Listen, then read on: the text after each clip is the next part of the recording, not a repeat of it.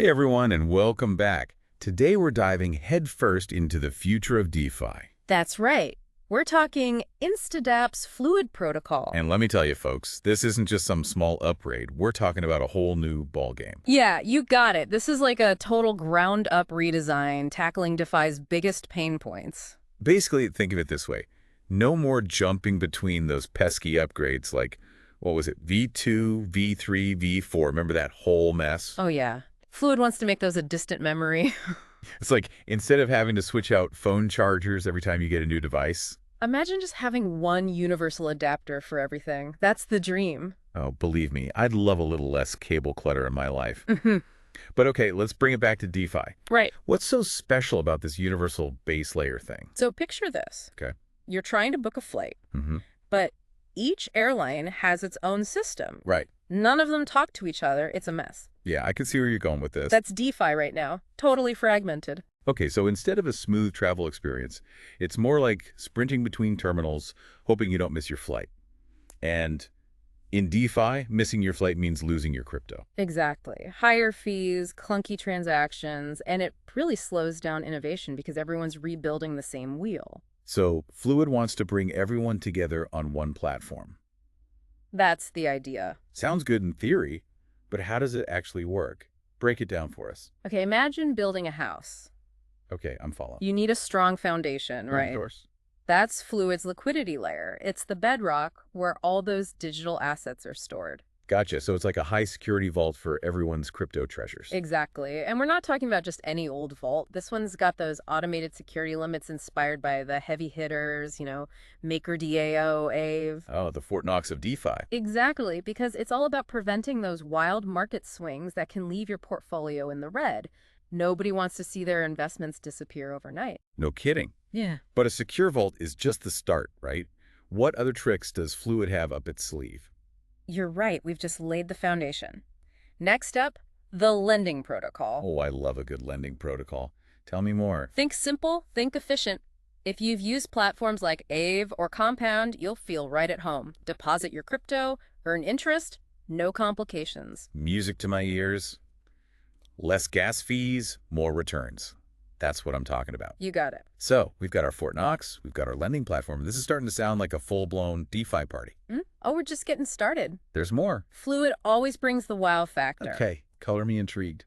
Next up is the Vault protocol. This is where you can really put your crypto to work, using it for collateralized lending. Okay, so this is like, what, taking out a loan, using my crypto as collateral? You got it. Think MakerDAO or Liquidity. Right. But Fluid's got to have some upgrades, right? Oh yeah, we're talking serious upgrades, game changers. But actually, before we get to those, there's one more piece of the Fluid puzzle. And this one might surprise you. Okay, hit me.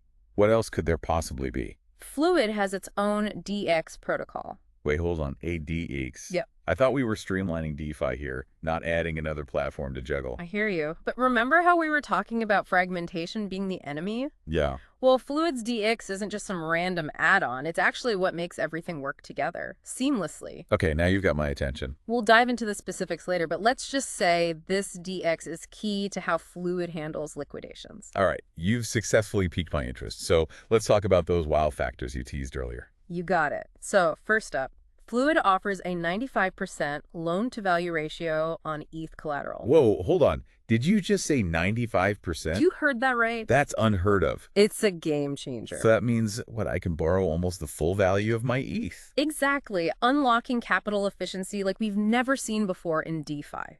Okay, I'm seeing the appeal here, but higher leverage, that usually means higher risk, right? What happens if the market takes a nosedive? That's where Fluid's second wow factor comes in, liquidation penalties, as low as 0.1%. 0.1%. Are you serious? Fluid aims to please. That's incredible. I mean, compared to those like double-digit penalties on other platforms. Yeah, it's a different world. It's practically DeFi utopia. Fluid's all about making DeFi less risky, more user-friendly. But it gets even better. Remember that DEX we talked about? Yeah. That plays a key role in making liquidation smoother too. Okay, I'm all ears. How does a DX help with liquidations? Well, think about traditional DeFi liquidations for a second. It's like a fire sale, right? Everyone panicking, flooding the market, driving prices Yeah, down. like a DeFi domino effect. Exactly. But Fluid flips the script with what we call traders as liquidators. So instead of relying on those automated bots, Which can often make things worse, let's be honest. exactly. Fluid lets these DEX aggregators step in. These are like really smart bots, constantly scanning different exchanges, always finding the best It's prices. instead of a frantic fire sale, it's more like, A strategic sale. I like it. These DEX aggregators, they just seamlessly integrate the positions nearing liquidation into their regular trading, buy up the discounted collateral. Much smoother. Exactly. Better for everyone involved. Why? So Fluid's turning what's usually a really messy situation into a win-win for everybody. Right. That's pretty impressive. Yeah. But there's more, right? You mentioned something earlier about like smart collateral and smart debt. Oh, absolutely. This is where Fluid throws the DeFi rule book right out the window. We're talking about, like, imagine getting paid to borrow. That's the kind of potential we're dealing with here. Okay, now that's just crazy talk. Getting paid to borrow. How does that even work? All right, so let's say you decide to deposit your ETH as collateral because you want to, borrow some stable coins. Okay, makes sense. Now, with Fluid's smart debt, you don't just get USDC. You get a whole basket of stable coins. So, like, you get USDC and USDT. So my debt is diversified. Yeah. But how does that make me money? Okay, so remember those trading fees? The ones generated on DeX? Yeah.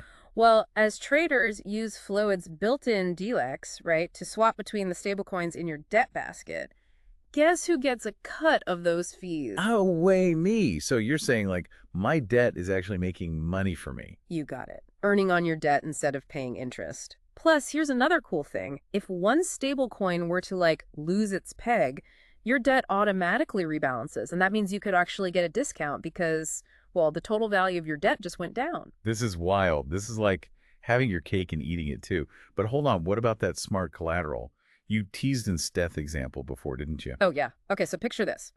You're depositing your Steth as collateral. That's your interest-bearing ETH from Lido, by the way. Now, with Fluid, it's not just sitting there, it's actively working for you. Hold on, so even my collateral is pulling double duty here. Exactly. Whenever traders use that Fluid DEX to swap between, let's say, ETH and Steth, your smart collateral is backing those trades.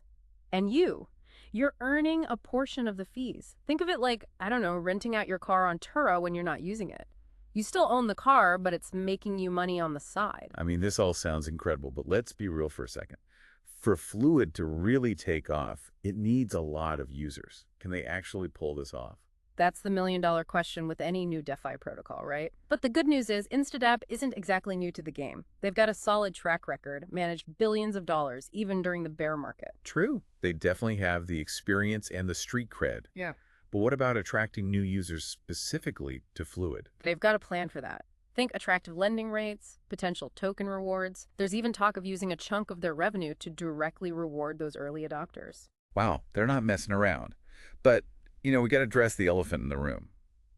Security. We've seen how quickly things can go south in the DeFi space. You're absolutely right. Security is paramount.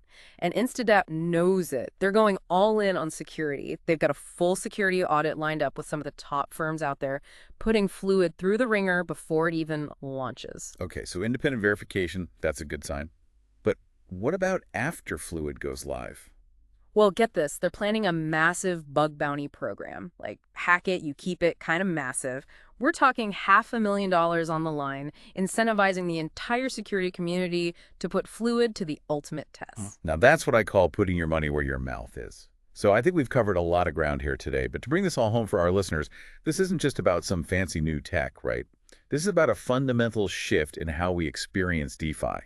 Imagine a world where you're not just holding crypto, you're putting it to work, earning on your assets, and get this, earning on your debt too. Exactly. It's about making DeFi, less intimidating and more accessible for everyone. Who knows? Fluid could be the key to unlocking DeFi's true potential, bringing it to the masses. I know that's a future I can definitely get behind. This has been a fascinating deep dive. Thanks for breaking it all down for us. Until next time, everyone, keep exploring the ever-evolving world of DeFi.